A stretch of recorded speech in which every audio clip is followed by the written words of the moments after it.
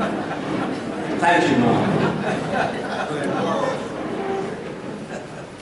You know, they say that President Woodrow Wilson was once asked, how long does it take you to prepare a 10-minute speech? He said 2 weeks. How about a 20-minute speech? That takes about a week. How about a 2-hour speech? I can start right now. I'm only telling you that because Mark told me 3 minutes ago that I'm speaking. And so if you're here for the next 2 hours, it's all his fault. Yesterday was Rosh Chodesh Nisan. And Rosh Chodesh Nisan begins a period of renewal in our Jewish calendar. It's signified by the celebration of Pesach. Pesach is our launch as a nation. And in just under 2 weeks, I know it's hard to believe, in just under 2 weeks we're going to be sitting around a Seder table, commemorating an event at the dawn of our history, our exodus from Egypt. Over the past few weeks in our weekly Torah readings on Shabbat, we've recalled the events leading up to the Exodus, and also what happened afterwards.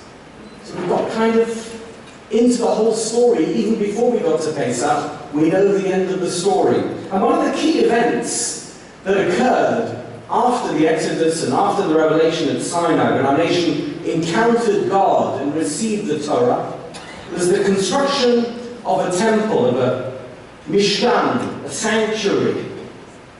Ramban Nachmanides explains that the Mishkan was essential for the Jewish nation as it began, as it was an ever-present Sinai at the heart of our nation.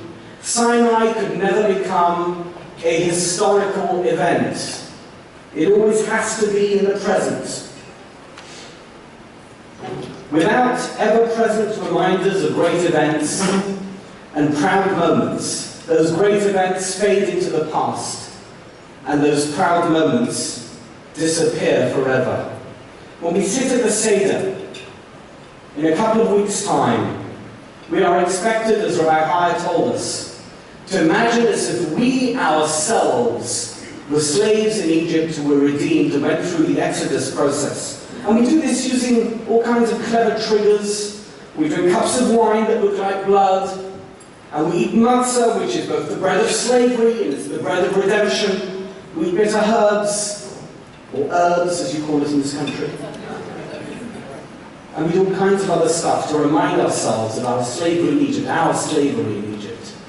Of course, the truth is, we could just read the book of Exodus. We could read the story, we could watch the documentary, but it wouldn't be the same. It would be like something that had happened to someone else. It happened to other people, it never happened to us. It's in the pages of a book, it's on the screen of the documentary.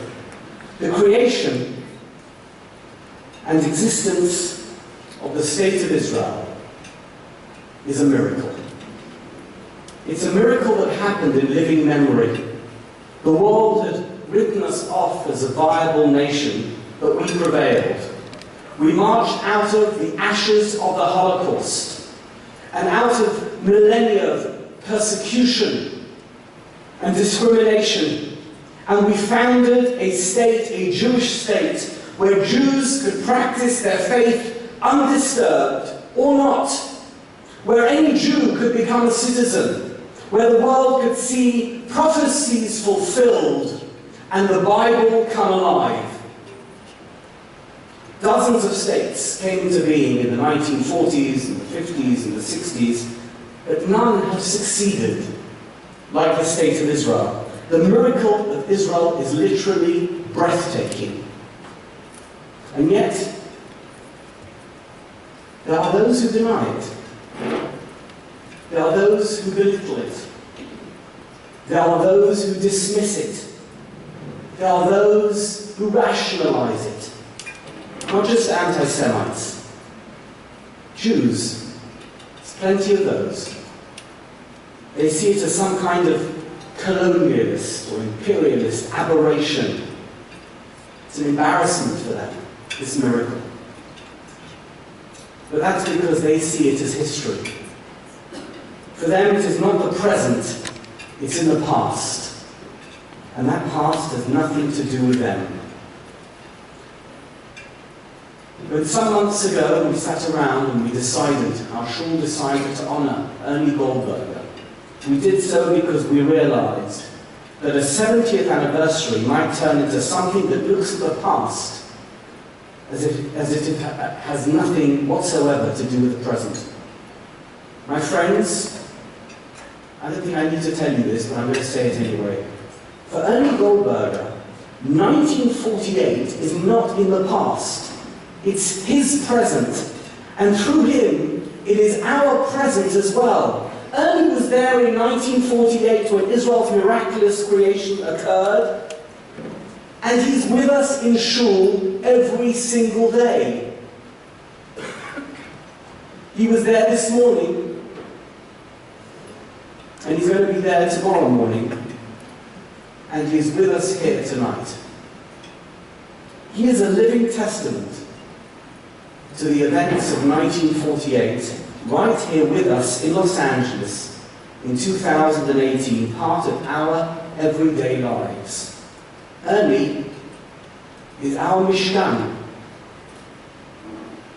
Ernie is our 4 cups of wine at the Seder. Ernie is our matzah. Ernie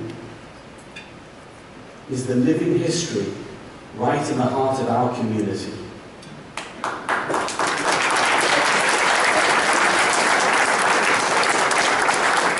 Ernie enables us to see that the state of Israel is not some historical episode and now we've all just moved on. His irrepressible energy and dynamic commitment to Judaism and to Israel is infectious. It's contagious. It brings the miracle of 1948 into the heart of our lives.